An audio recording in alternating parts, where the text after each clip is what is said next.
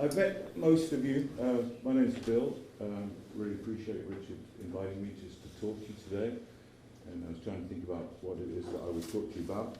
And I decided that I'd sort of give you my testimony that's coming from me of what's happened to me in the last 10 years. So I've only got 2 or 3 hours.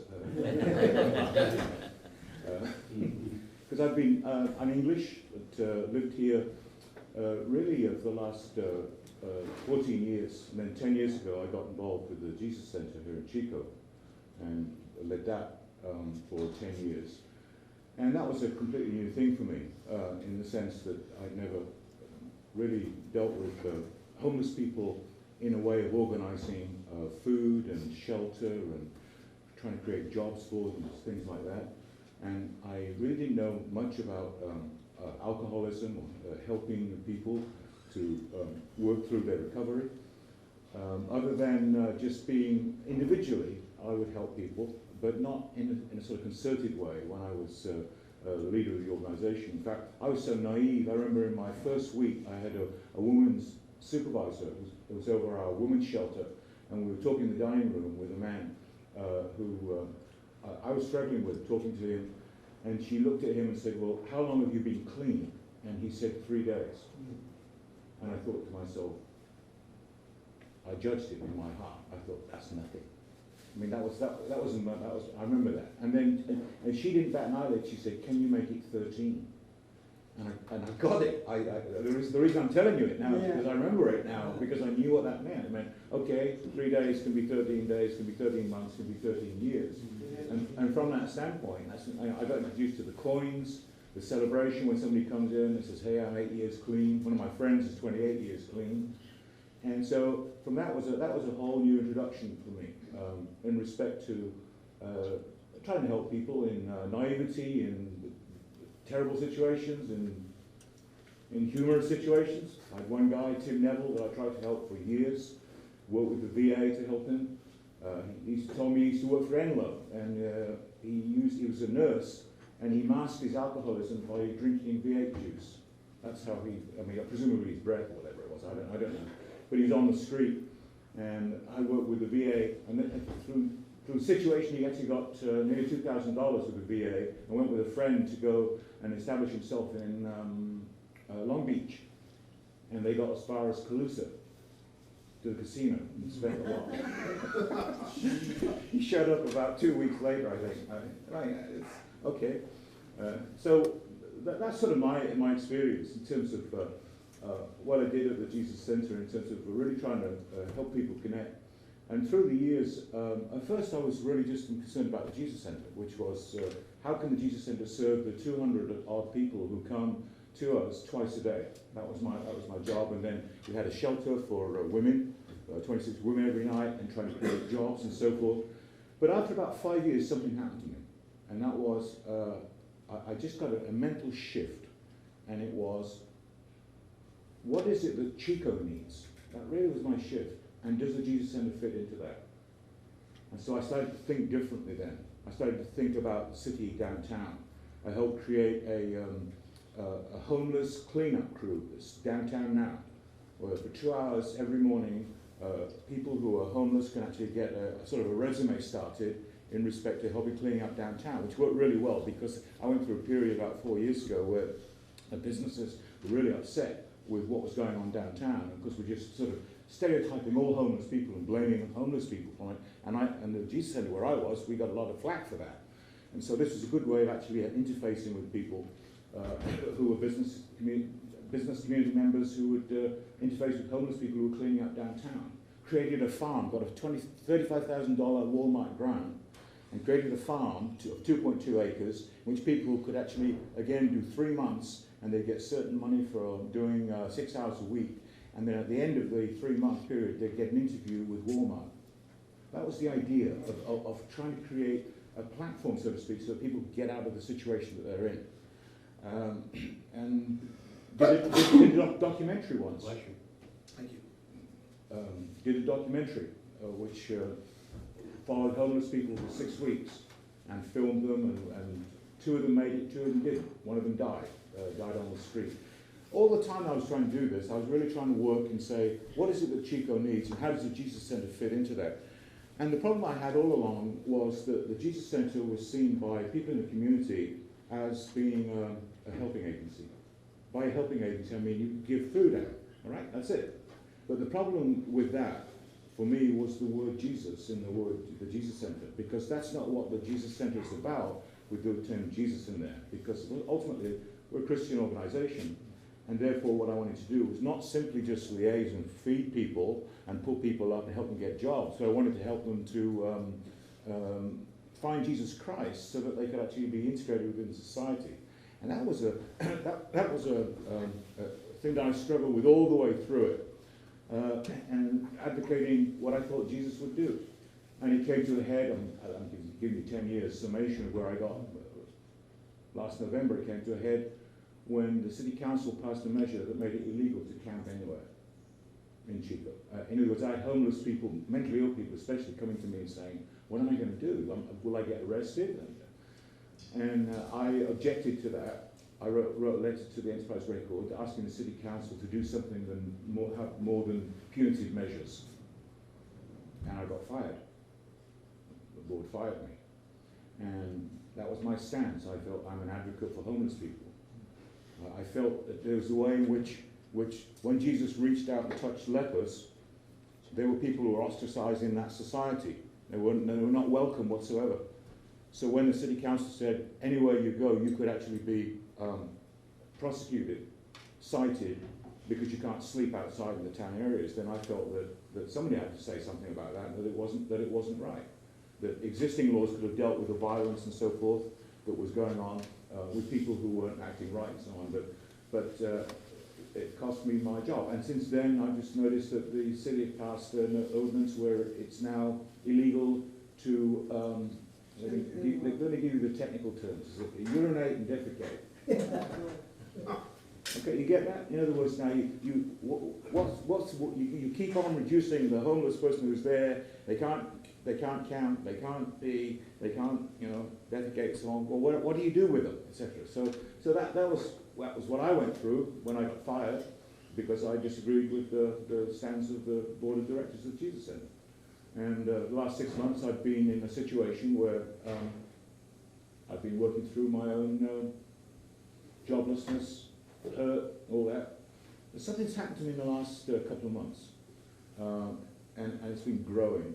And the idea is that I've sort of been looking at just like I thought to myself, what about the Jesus Center in terms of how does it work for the betterment of Chico? I'm now sort of thinking in a different way in terms of churches, because I've had 10 years of mixing with all different churches. I've preached here several times. When Neil was your minister here, and just about in most of the churches I've preached. And I've connected with different organizations, different groups, men's groups, fellowship groups, recovery groups, employed Richard for a time. So I've got a sort of feel, in my view, of where I'm at. And I started thinking about, well, what is it that the churches need that Chico can do?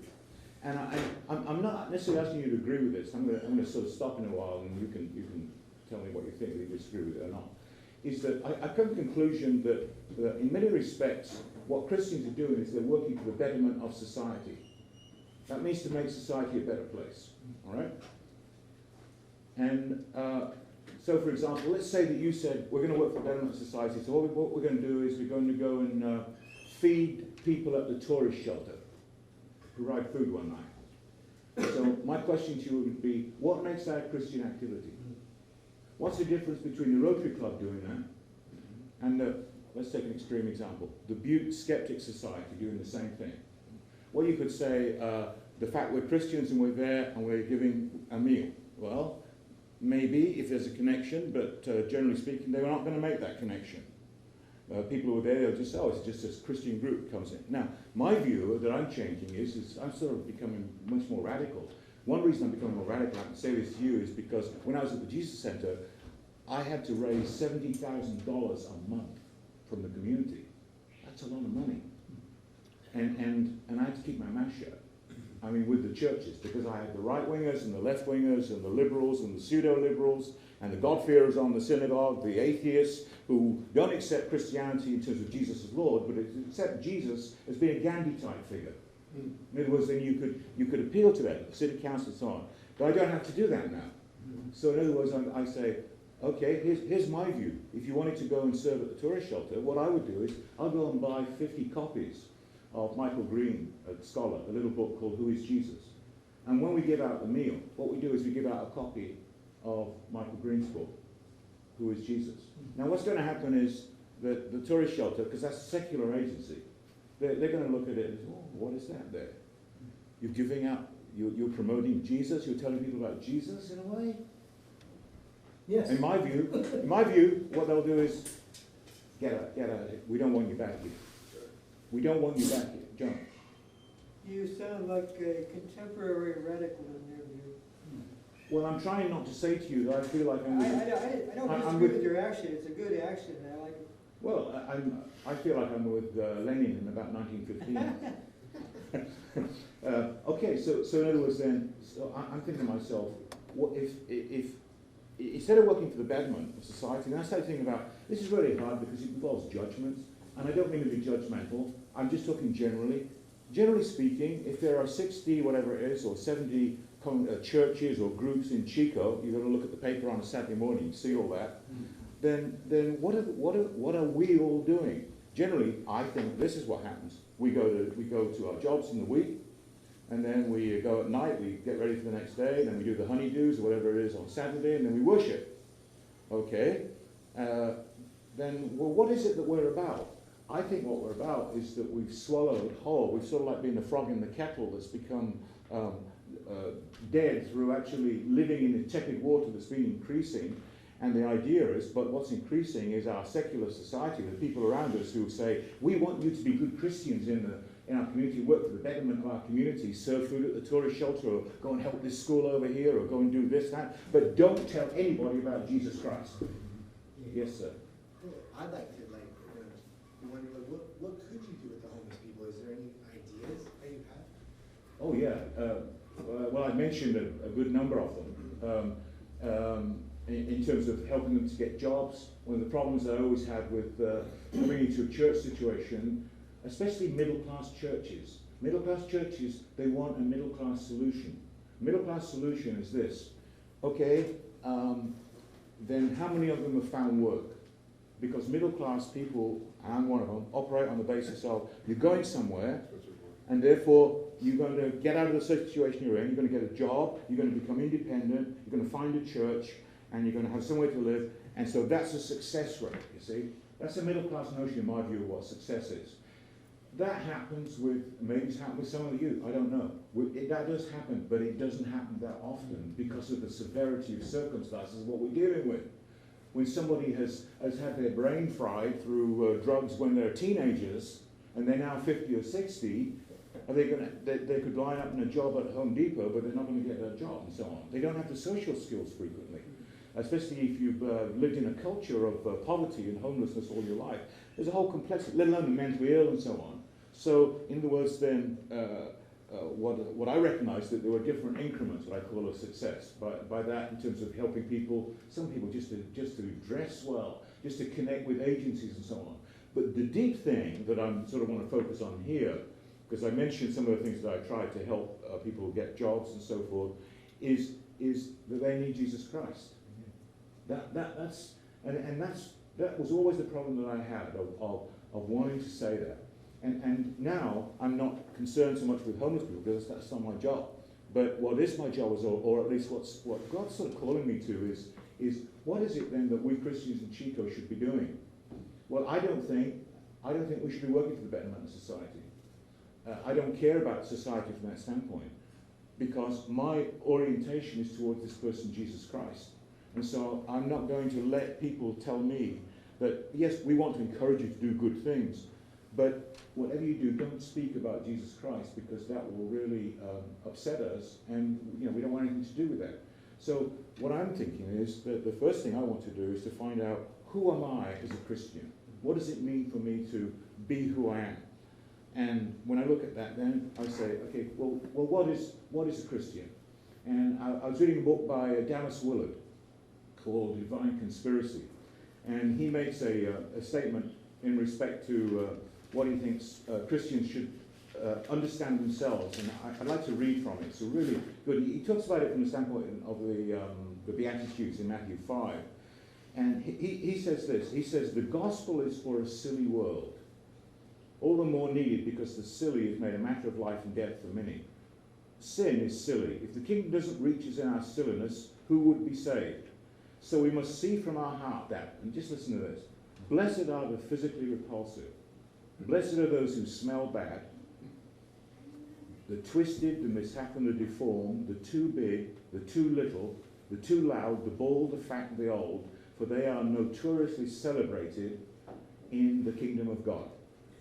Then there are the more seriously crushed ones, the flunk-outs, the dropouts, the burnouts, the broke and the broken, the drug heads and the divorced, the HIV positive and the herpes ridden, the brain damaged, the incurably ill, the barren and the pregnant too many times or at the wrong time, the overemployed, underemployed, the underemployed and unemployed, the unemployable, the swindled, the shoved aside, the replaced, the parents with children living on the street, the children with parents not dying in the, quote, rest home, the lonely, the incompetent, the stupid, the emotionally starved or emotionally dead, and so on and so on and so on. Even the moral disasters, he says, will be received by God as they come to rely on Jesus and make him their companion in his kingdom.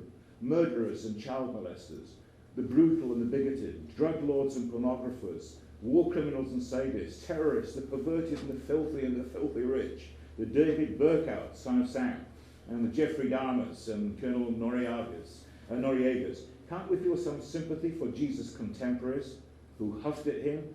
This man is cordial to sinners and even eats with them. Sometimes I really don't want the kingdom to be open to such people. You know, we're eating together. And that was one of the first things that Jesus did. He went out and he ate people. And it really upset the religious people. Bill, did he eat people or eat with people? Did he eat people? You said he went out and ate people. I'm just curious. Oh, did I say that? Yes. Oh, okay. Ate with men. We understood, he ate with people. Do you have an interpreter when Scott preaches so he says, this is what he actually means? There's times that Sometimes. happens. He used the math equation in a sermon a couple weeks back and it was incorrect, But you got my point. but you've always told us you did not. I never measured math, I measured history.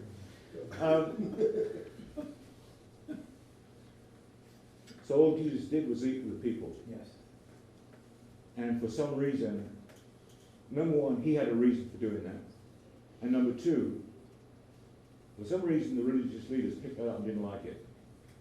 And we know what's happened there because you can read it where they said, how can he be a religious person? How can he be a rabbi, a teacher, and eat with all the wrong people? Because it seems like he was eating with all the bad people. By that, the people, yeah, what we call the sinners, then the tax collectors, the prostitutes, people at the edges of the community, all right? He's eating with them, and the idea was you don't really mix with them because they're unholy. They're going to pollute you from that standpoint. So that's what Jesus did, okay? But what was doing it from Jesus' standpoint, this is what was happening. Jesus was saying, by the act of eating, God is inviting you to his party, his banquet. And so I'm coming to you and saying, and that list that I've read from Dallas Willard, you know, the perverted and the perverse, the bald, the fat, the lame, the homeless, the addicts, the this, the that, the murderers, the people in prison, the severely mentally ill, all of those people, it means then, I presume, if I can give a rationale for what I tried to do at the youth center, is Jesus would eat with those people. Because Jesus is really making a statement. He's saying, look, this business of food is just simple food, but I'm extending a hand of fellowship to you. And it became, actually, if you think about it, there's one, here in the Methodist Church, how often do you celebrate the Lord's Supper? Well, there's no given thing. We do Okay. it once a month. Once a month. There's okay. no dictum. Yeah. But you all know that before Jesus died, in that that supper setting that's in the focal point of all four Gospels, Jesus said, I don't know how to make the Whenever point. you do it. No, I'm thinking of he ate people. No, he said, eat me. That's not bad. That's not a bad cliche, okay? You get that? You with me there? There's Alice in Wonderland, eat me. I can't compete with your humour, but it's my way. But the point I'm making is Jesus is saying, I'm investing this meal, this Passover meal, with new significance. And that became the central aspect in the early church when people came together and they took the Lord's Supper. What is it to do with? It's to do with eating. Again, it's central to who we are. It's central. And then if you read the book of Revelation right at the very end, what do? You get the marriage supper of the Lamb. We're all going to be part of a great big feast. As Jesus once said to the disciples, hey, people will be envious of you because there's going to be people from the east and the west are going to come and they're all going to dine. We're all going to eat. There's something about eating that's a notion in terms of who we are as what it means to be a Christian.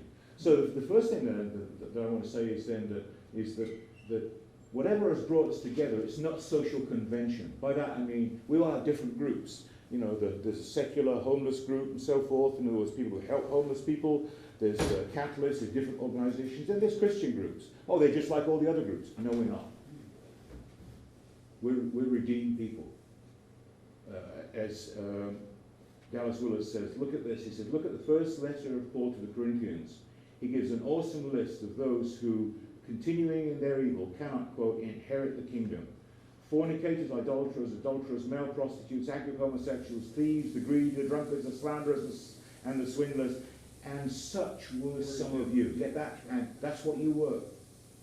But you were cleansed, made holy, and justified in the name of the Lord Jesus Christ and by the Spirit of our God. We are set apart. We are different people because of what Jesus Christ has done. It doesn't make us better than somebody else or become proud. How can we become proud when we see the lot of people that we've got to mix with and deal with? All that list. We're all the same. We're all broken. I've never been homeless. And yet my own brokenness speaks, which has helped me to try to connect with people who are homeless. All of us in some way are broken, is why we accept Jesus Christ. But that set us apart. And what does it set us apart to do? In my view, it set us apart to worship God.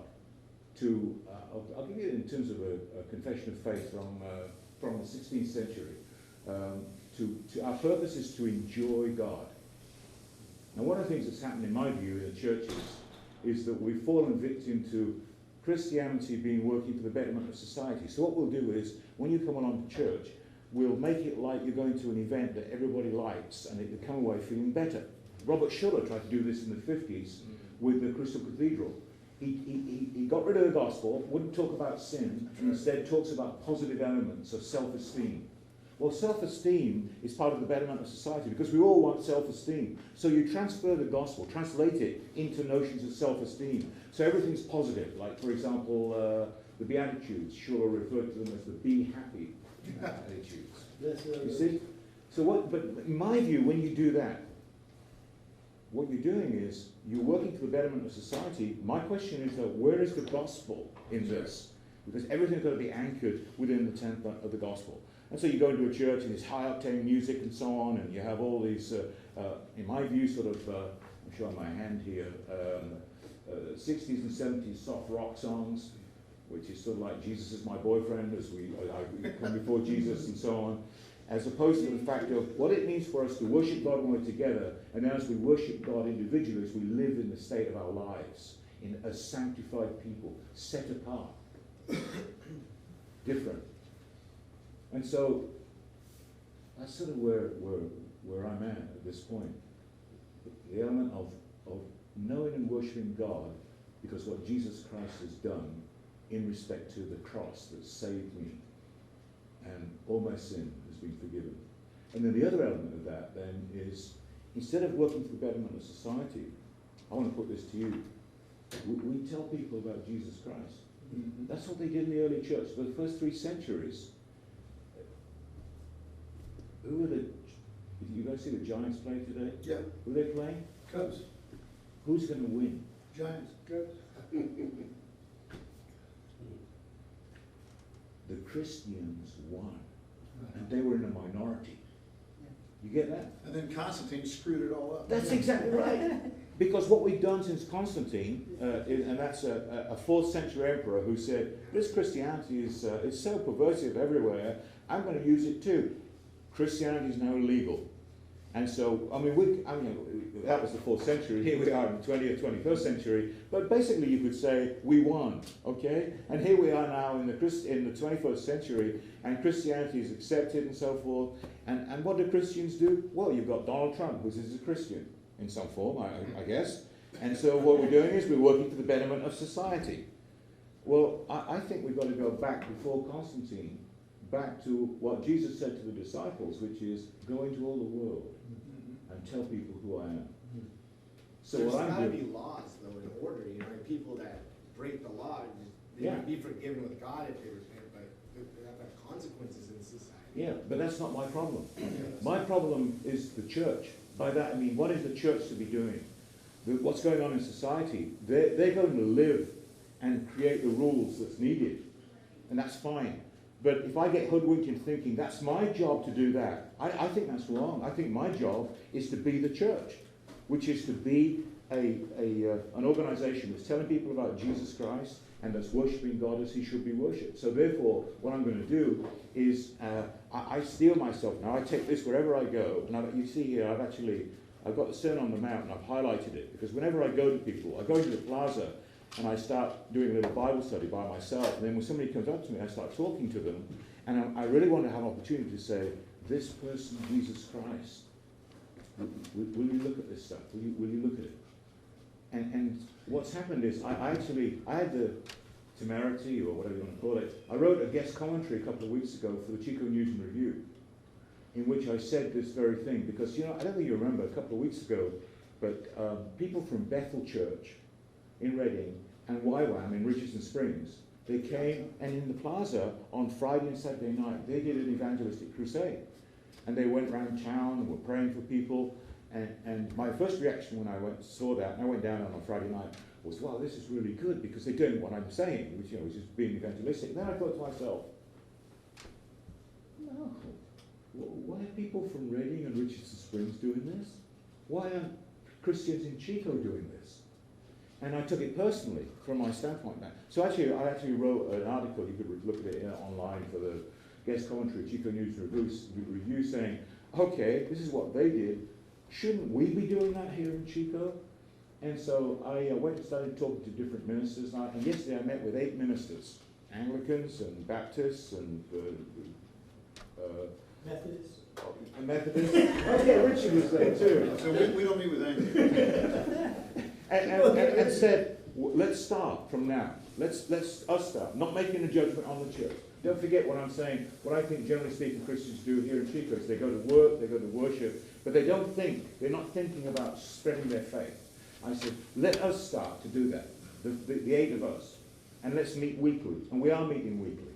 And in fact, I haven't told you this yet, but we're going to meet over at Ed Pinkersoft's church, the Baptist Church on 1st and Esplanade, in their fellowship room at lunchtime every Friday, and we're going to hold each other accountable and saying, what have we done? Larry Lane, myself, he was minister at Neighborhood Church, and he's now got an organisation called Kingdom Catalyst.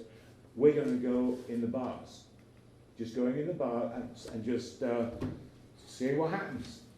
Do we drink Coke, or do we have a beer? Or no, well, I don't know about this point, but we're going to go in there, and we're going to go where people are. That's the point. Ed Pinkersoft and myself, we play in a jazz group, and I also play in a Jimi Hendrix group. We're going to get a generator, put it on the back of a truck, my truck, and we're going to take a group somewhere and play Jimi Hendrix music. So when people come by, there's going to be 2 or 3 people sitting there, and when people stop and listen, then they're going to go up to them and say, hey, you know what this is about? It's about Jesus Christ. In other words, anywhere we can get a hearing. Can you imagine if Bidwell Presbyterian, I don't want to pick on them, but they're so close to downtown. If on a Saturday afternoon, if they had a music group, they got lots of them, and they were out on the steps of Bidwell Presbyterian Church, and when people were going to Tres Hombres in town in the afternoon, and they were playing secular music, you'd get an audience of 20, 30 people. You could have people like me there, ready to talk to people about Jesus Christ. I'm saying that's what I think our job is. What the city does about its rules and laws, that's over to them. But I'm concerned with this. I'm concerned with, I'll go back to I want to be a radical like Jesus. I don't mean that in an offensive way, but sometimes it's going to be understood as being offensive. I don't want it to be, but I want to be true to what it means to be a Christian, because we could really affect this city in that. I really, really believe that. Okay, I've said to myself I finished by 9 o'clock. I'm just going to stop now. Tell me I'm way off beam. I should go back and work for the betterment of our community. You shouldn't be concerned about churches. They're already doing this. That's one of the fears I've got. Maybe I'm wrong. Maybe everybody's doing what they can. And we are really being evangelistic, but we're not actually bringing people. I'm not sure whether we're bringing people to Christ en masse. What I'm thinking is, my experience of 10 years, we get churches that become the biggest church because people flock to one church to another. What I've been told, because I haven't been here that long, EV3 was once the biggest church. And then Neighbourhood was the biggest church. And now it's Bidwell is the biggest church. If that's all through evangelism, that's fantastic. My fear is that it's a lot of Christians deciding, it's not like a smorgasbord. I don't like this, don't like that, where can I go? I'm working for what? The betterment of society? Let's work for Jesus Christ. Because ultimately, my sort of last point is all of us around this table, we're broken people who've been saved by Jesus Christ, and there are broken people in our community who need what we've got. Yeah. What do you think about the Chico Street pastors and the work they're doing? Well, I've got to be really careful when I say that, because I'm biased, because I started it. Well, you're from England, and that's where Yeah, no, they you're come right. from, so. Here's the problem we have with street pastors. The problem is that what they wanted us to do from England, because I brought them over here to actually train us, because we're under their jurisdiction. And it's a great thing. You wear a uniform, you go out in 4 to 6 people, you're never alone, and you're there. Why should it be that on a Sunday morning at 11 o'clock, all these people are going to church in Chico, but at 11 o'clock on a Saturday night, there's no Christian presence? And there's between 12 and 1,400 kids and young professionals on the streets coming out the bars at 1 o'clock, drunk. There's young girls who are scantily dressed. There are predators going for them. So the street pastors, the idea was, then we will be there, and it's been going for 3 years now. It's going well. Police acknowledge it and so forth. They're like what we're doing. But the idea is to dialogue. The actual words that London wanted. Let's dialogue, care, and help people. If you're drunk, we'll help you to, I don't know, get into a taxi to go to your home, or provide some sort of help for you. We'll walk you to your residence if you're at university and so forth. But the question is I interpret street pastors as, we can't work simply for the betterment of our community by being a Christian presence downtown, by listening and helping people. How can we do that? Because deep inside us we want to do that. We want to help somebody who's drunk, but we want to help somebody who's lost. But really what we want to say is, this person, Jesus Christ. And so for me, the street pastors are like I don't know whether you're familiar with Greek mythology or literary means. I'm thinking of how the Trojans got into Troy with the gift of the horse, and inside there were soldiers. That's how I see the street pastors. It's a Trojan horse. Chico says, we need people like this, Christians could do this, although I had a lot of opposition from people. In the city council, I had a Jewish person say, well, can I join it? I said, no, it's a Christian organization. And then that's exactly what happened. But I said, but I'll tell you what I'll do, you can't join it, but I'll help you create a Jewish one. They didn't take me up on it. But now the problem is, though, is that the community wants us to work for the betterment of the community, whereas my view of the street pastors, and this is true of the management team, is we are there, we're subversive agents to bring people to Jesus Christ. So that's how I'd answer that. Phil, you were talking about Bidwell, and I agree with you, by the way. Why secular music? Why not play what they would play at a worship service and see if somebody will stop by and go, hey, I kind of like that. What's it all about? It's a way, so to speak, to get on their terms rather than our terms. Our terms are Christian music, okay? And I'm a bit biased here because I'm like you, I'm a musician, and I'm not that keen on what's called Christian music because it's rather innocuous to me in many respects, I confess. But the idea of actually playing Jimi Hendrix, because I like Jimi Hendrix too and all that stuff, or playing stuff that people like the White Stripes, Seven Nation Army, stuff like that, where people, hey, that's the stuff I listen to. They don't listen to Christian music, so they'll listen to it. And am I being dishonest? Because my daughter is she's a vocalist. She's questioning about whether she wants to do it with me. Because she said to me, "You're being a bit dishonest." Because they're listening to this secular music, and somebody comes up to them and starts to talk about Jesus. I'll go with that. I mean, I don't care. If Christian music works, I'll do that. But at this moment, I'm thinking of secular music. Well, I shared my Bible study a couple weeks ago that in 1980, New Year's Eve, Resurrection Band played a concert in Times Square, New York City. I don't know if you ever knew Resurrection Band, one of the original heavy metal Christian bands. Yes. People said it's devil music.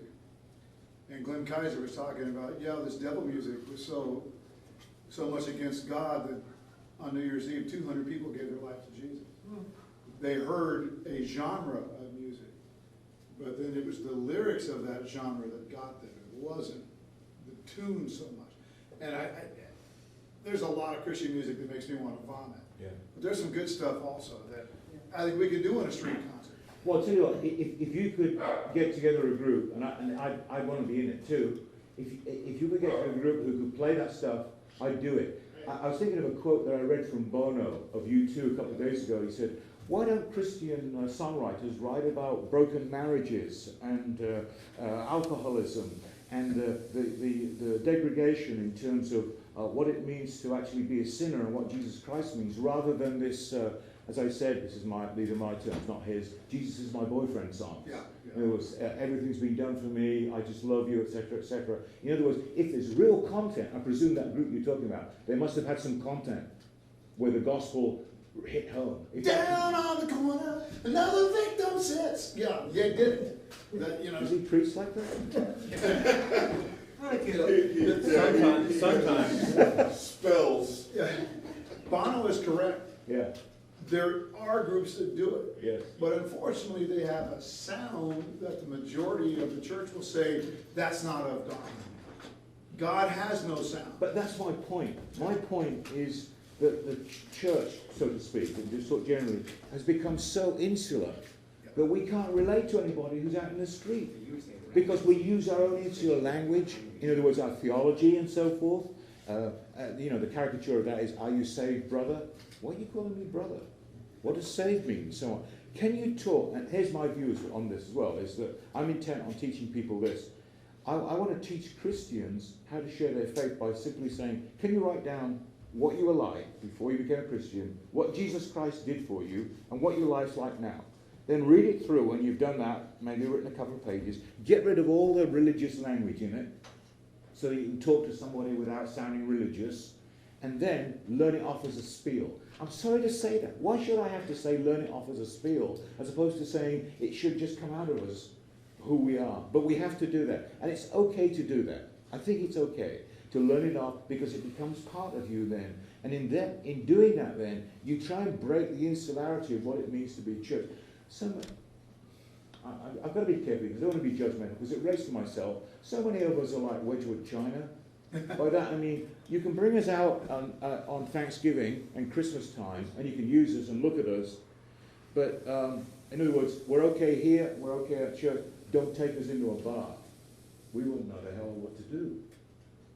As opposed to being not Wedgwood China, Kmart Place. You know Kmart Place? You drop them and they bounce back in your hand. That's what I think a Christian, and I want to be sensitive to you gentlemen here. Talking about going into a bar. I'm talking about the sensibilities of what it is that moves you to stay connected to Jesus Christ.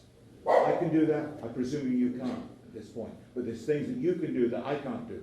The point is then you gauge who you are. But the point is, I'll use a cliche. You step out of your comfort zone, which is talking to people who are exactly like you, birds of a feather flock together, and you get in a situation where you talk to somebody about Jesus Christ who doesn't know Jesus Christ. Can you do it in language that's genuine, that's real, that's authentic? Yes. To just speak to your point about speaking and singing in songs that actually the person asks, why don't they speak the truth about having problems? And I listen to various types of music, and one of them I listen to is rap, and I had my iPhone, and I heard a song one day, and I started to listen to it. I said, oh, that had the beat. Yes. Then I put it on, and I'm going to get this. So I got it, and then later I heard the lyrics. And he's going, you know, you so good, you did this, but now there's a better way. And whoa, we turned it around. Yes. He's Christian rap. He's switched, but he's Didn't he spoke Jesus- about the bad stuff and stuff like that, but then he brought it back. He wasn't, we can't be afraid of anything. The Lord is not afraid of anything. Why can we be afraid of anything? So I appreciate what you said, sir. If I can lapse into my theology now, in other words, I'm going back on what I said, the theological example of that to me is Jesus with the Samaritan woman. He meets her on her terms. Yes, right. You know, you meet people with rap on their terms. Jesus said, give me a drink. And that shocked her. What, Samaritans? You don't deal with us because you're a Jew. But then Jesus did what you said where in that rap song they turned it round. Jesus said, if you ask me, I'd give you, remember what he said? Living water. I mean, now he's blown aside the whole secular connection between the woman. And I think that's marvellous. In other words, then, and I'd like to think that that's the case in some sense, that we can be with people, we can talk their language, we're comfortable around them, but we can also say, this is who I am as a Christian, and I'm looking for ways to say, Jesus Christ can change your life too.